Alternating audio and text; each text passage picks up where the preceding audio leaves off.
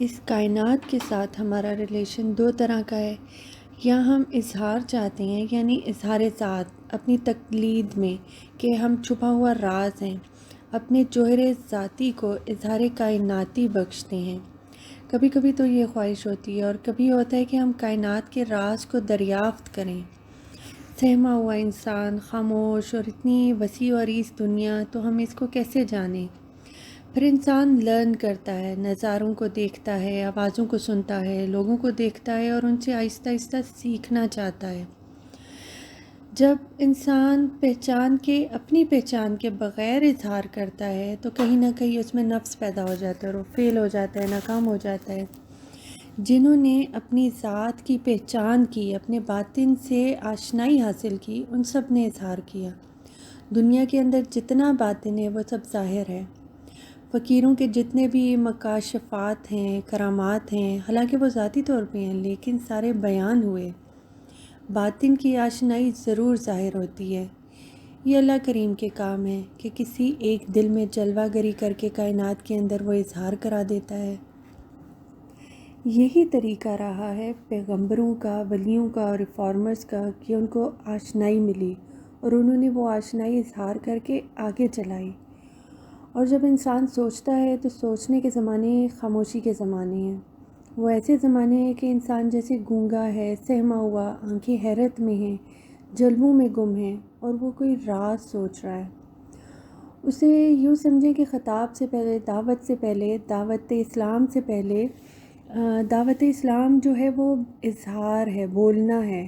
اور دعوت اسلام سے پہلے خاموشی کی غار حرا سے گزرنا پڑتا ہے. اور خاموشی کا زمانہ اور وہ حاصل کا زمانہ، تعلق کا اور اظہار کا زمانہ بعد میں آتا ہے. اس لیے اگر آپ میں خاموش رہنے کا جذبہ ہے تو پھر اسے یوں کہہ سکتے ہیں کہ غار میں غور کرنا. غار میں غور کو آپ کوئی بھی نام دے دو، یہ غور کا زمانہ ہے، خاموشی کا، سہما ہوا زمانہ، گرد و پیش سے آشنائی کا زمانہ ہے. یہ ضرور زمانہ آتا ہے. اس لیے جب آپ بولنے پہ آؤ تو حقیقت بولو، اور اگر سمجھنے پہ آؤ تب بھی حقیقت سمجھو.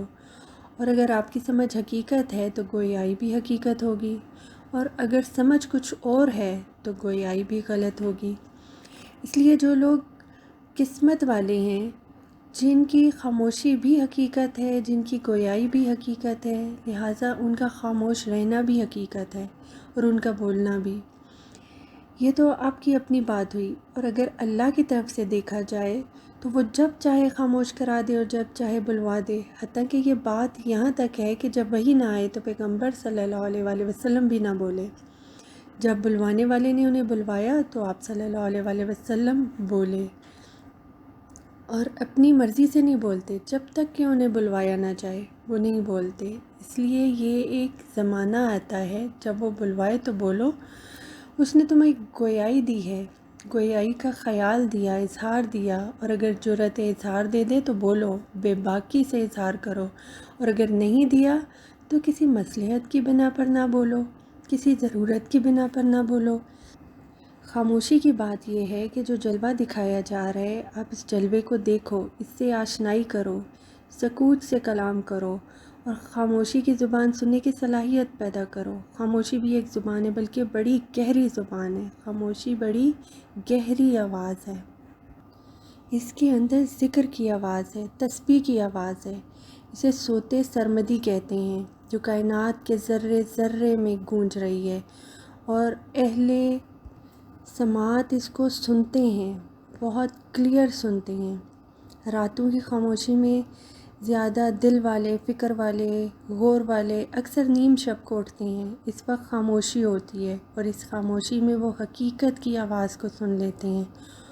اور وہ وقت ایسا ہوتا ہے کہ ان کو دور کی آواز آ جایا کرتی ہے. اس لیے یہ ایک راز کی بات ہے کہ اگر آپ خاموش ہو جاؤ تو خاموش رہنا ہی بہتر ہے. یہ خاموشی اور گویائی انسان کی اپنی کوشش سے نہیں ہوتی، بلکہ یہ اللہ کی عطا سے ہوتی ہے. اللہ کریم نے آپ کو آپ کے ماننے، آپ کے مانگنے اور آپ کے جاننے سے پہلے ایک شکل عطا کر دی. آپ کو پتہ ہی نہیں کہ اس رب نے آپ کو کیا کیا عطا فرما دیا. آپ کو ایک ماحول دیا، ماں باپ، ذہن دیا، آپ سوچو نہ سوچو آپ کو خیالات آتے رہتے ہیں، آپ کو آنکھ عطا کی، آپ دیکھو نہ دیکھو نظارے آپ کی آنکھوں کے آگے سے گزرتے رہتے ہیں۔ اب یہ بات اللہ تعالیٰ کے احسانوں میں سے ہے کہ آپ کو پتہ ہی نہیں چلا اور آپ کو زبان عطا کر دی گئی کہ آپ بولنا شروع ہو گئے۔ اب آپ دھیان میں جا رہے ہیں اپنے، اور کہیں سے آپ کے کان میں آواز آ جاتی ہے۔ گویا کو آپ کو جتنی بھی صفات عطا ہوئی ہیں وہ آپ کا احسان نہیں ہے، بلکہ یہ اللہ کا احسان ہے۔ ابھی آپ نے تقاضا بھی نہیں کیا، آپ کے خیال کے علاوہ اللہ تعالیٰ نے آپ کو یہ چیزیں عطا فرما دی۔ یہ ہے اللہ تعالیٰ کا احسان۔ اس احسان کو آپ غور سے دیکھو کہ اس نے شعور بھی عطا کیا، فکر بھی اس نے عطا فرمائی، آپ کے لیے دین بھی اس نے عطا فرمایا۔ یا تو دین آپ نے خود دریافت کیا ہو، مگر آپ کے ہاں تو یہ بھی عطا کے اندر ہے، سارا کا سارا دین عطا کے اندر ہے۔ حتیٰ کہ نبی کریم صلی اللہ علیہ وسلم سے جو محبت ہے یہ بھی آپ نے انہیرٹ کی، اور یہ آپ کی دریافت نہیں ہے۔ آپ کا ماحول ہی ایسا تھا کہ یہ واقعات اس انداز سے بیان ہوئے، نعت بیان ہوئی، بچپن میں یہ سارے واقعات بیان ہوئے، والدین نے بیان کیے۔ اس عشق اور محبت میں آپ لوگوں کی پرورش ہوئی۔ جن لوگوں کو دین کی طرف سے کوئی احسان میسر نہ ہو تو وہ حقیقت جاننے کے لیے کنسنٹریشن کرتے ہیں، اور آپ کو تو حقیقت اور دین پیدائشی طور پر ملا ہے۔ اب اس میں توجہ کی بات نہیں ہے، بلکہ یہ دیکھنا ہے کہ وہ چیزیں جو آپ کے پاس ہے ان میں کوئی کمی نہ آ جائے۔ مسلمانوں کو تو کنسنٹریشن کی بالکل ضرورت نہیں، یہ ضرورت ہے پارسیوں کو، عیسائیوں کو، آزاد خیال لوگوں کو، لا مذہب لوگوں کو، تاکہ کنسنٹریشن سے انہیں حقیقت کا پتہ چلے۔ اور ہمارے پاس تو حقیقت ہی حقیقت ہے، پیدائشی حقیقت ہے۔ اب ہمیں کنسنٹریشن کی ضرورت نہیں ہے، اسکول سے ہم پہلے ہی سرٹیفکیٹ لے چکے ہیں۔ اب جب ساری دنیا کے مذاہب مل کر توجہ کریں گے تو اس حقیقت پر پہنچیں گے کہ اسلام ایک سچا دین ہے، اور یہ آلریڈی ہمارے پاس موجود ہے۔ کنسنٹریشن ان لوگوں کو اس مقام کی انتہا پر پہنچائے گی جہاں سے آپ کی ابتدا ہو رہی ہے۔ آپ کے لیے ساری کنسنٹریشن جو ہے وہ آپ کے پیغمبر صلی اللہ علیہ وسلم نے غار حرا میں مکمل کر لی۔ کنسنٹریشن ہوتی ہے حقیقت کے لیے، اور حقیقت آپ کے پاس ہے کتاب کی شکل میں، کتاب بھی ایسی جس میں کوئی شک نہیں، لاریب زبر زیر بدل نہیں سکتے، اور یہ کتاب آپ کو آپ کی کنسنٹریشن سے بچانے کے لیے ہے۔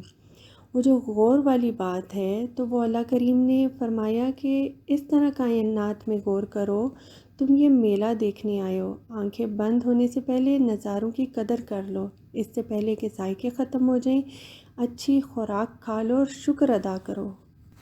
کنسنٹریشن جو ہے اس پر کرو جو موجود ہے، اپنی ذات پہ کرو، اپنی اکائی پہ کرو، اپنی توحید دریافت کرو، اپنی وحدت فکر دریافت کرو۔ اور یہ دریافت کرنا بہت ضروری ہے کہ اللہ کریم کا منشا کیا ہے۔ اللہ کریم کا منشا یہ ہے کہ آپ خوش رہو اور زندگی سے گلہ نہ کرو، شکوہ نکال دو۔ زندگی کا مقصد یہ ہے کہ اگر اللہ کوئی تکلیف دیتا ہے تو بسم اللہ، اگر تکلیف دور کرتا ہے تو الحمدللہ۔ یعنی کہ جو چیز ادھر سے آ رہی ہے وہ آپ قبول کرو اور گلہ نہ کرو، پھر آپ دیکھنا کہ یہ ساری زندگی عبادت بن جائے گی۔ آپ اپنے سے اپنے آپ کو نکال دو تو اب تو بن جائے گا۔ جب خود کو نکال دو گے تو بن جائے گا۔ یہ راز ہے، میں سے میں نکالا تو میں تو رہ گیا، اب میں نکال دو تو رہ گیا۔ اس لیے بات اتنی سی ہے کنسنٹریشن کے لیے کہ میرے اندر جو میری خواہشات ہیں ان کو اگر نکالا جائے تو میرے اندر میرے رب کی خواہشات رہتی ہیں۔ میرے اندر میری خواہشات غلط بھی ہو سکتی ہیں، اور جو میرے ارادے ہیں وہ غلط بھی ہو سکتے ہیں، اور حقیقت ہے جو میرے رب کے ارادے ہیں۔ اس لیے اپنی ذات میں اس حقیقت کو پہچانو اور ارادے دریافت کرو۔ یہ دریافت کرو غم کدھر سے آیا، خوشی کدھر سے آئی، عبادت کہاں سے آ رہی ہے، روح کدھر سے آ رہی ہے، اللہ کی یاد کہاں سے آ رہی ہے۔ اسے دیکھا نہیں ہے تو یاد کیسے کرتے ہو؟ اس کو جس چیز کو دیکھا نہ ہو اس کی یاد آتی ہے، اور دیکھے بغیر وہ یاد کیسے ہے؟ اور سرکار دو عالم صلی اللہ علیہ وآلہ وسلم سے محبت ہے، دیکھے بغیر محبت ہے، ان دیکھے کی محبت لاجواب محبت ہے، اور یہ حقیقی محبت ہے، یہ عجب محبت ہے۔ تم نے انہیں دیکھا نہیں لیکن وہ تو تمہیں دیکھ رہے ہیں، وہی محبت عطا کر رہے ہیں، اور یہی ایک راز ہے۔ اصل راز صرف اتنا ہے کہ تمہارے دل میں عشق نبی صلی اللہ علیہ وآلہ وسلم پیدا ہو جائے تو یہ سمجھو کہ وہ خود ہی دے رہے ہیں، اور جو خود دے رہے ہیں سمجھو کہ کہیں نہ کہیں وہ واقعہ کر گئے اور تمہارے بس کی بات نہیں ہے۔ اب اس میں دقت والی کیا بات ہے؟ ذرا راز ہی سارا اتنا ہے، ورنہ آپ تو اچھی خاصی چیزیں دیکھی بھالی یاد نہیں رکھ سکتے، جیسے دیکھے نظارے یاد نہیں رہتے تو بن دیکھے کی یاد کیسے یاد رہ گئی؟ وہ خود ہی دے گئے تو ان نے چن لیا، تو آپ چنے ہوئے لوگ ہیں، آپ شکر ادا کرو، بس یہی عبادت کافی ہے۔ اور چننے والا جب چن لیتا ہے تو پھر چھوڑتا نہیں، وہ تو کافروں کے لیے بھی دعا کرتے ہیں، تو تمہیں کیسے چھوڑیں گے؟ تمہارا رخ ان کی طرف ہونے کی ضرورت ہے، یہ صرف انہی کی مہربانی اور عطا سے ہو سکتا ہے۔ آپ صلی اللہ علیہ وآلہ وسلم کی یاد میں آنکھ کا بھر آنا درود ہے، اور آپ صلی اللہ علیہ وآلہ وسلم کی یاد میں سر کا جھک جانا درود ہے، آپ صلی اللہ علیہ وآلہ وسلم کی یاد میں رہنا درود ہے۔ اللہ تعالیٰ اپنی اور اپنے حبیب صلی اللہ علیہ وآلہ وسلم کی یاد اور محبت ہمارے دلوں میں راسخ کر دے، آمین یا رب العالمین۔